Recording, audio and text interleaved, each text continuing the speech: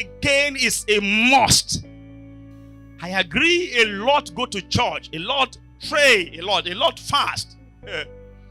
Many people belong to many denominations that are gospel churches who believe in the death, resurrection, and ascension of Christ, and they believe in the Holy Ghost and all of that. They believe in the Bible, believe in the Word of God, believe in oneness of God, and all of that. But yet you attend the church as a member of the congregation without an experience of redemption. Redemption is an experience. When you are born again, it's an experience you can always remember, and you can point to the point, the day, the time that you committed your heart to Jesus.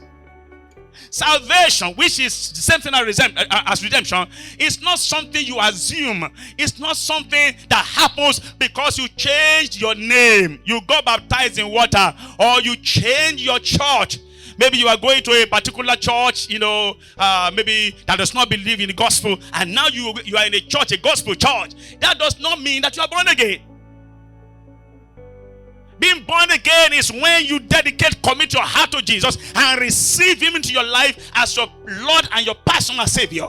And that day, an experience occurs in your life. The power of sin is broken off your life. The power of the devil is broken off your life. You receive liberty from the yoke of sin. And then Jesus gives you entitlement to the benefits of the kingdom.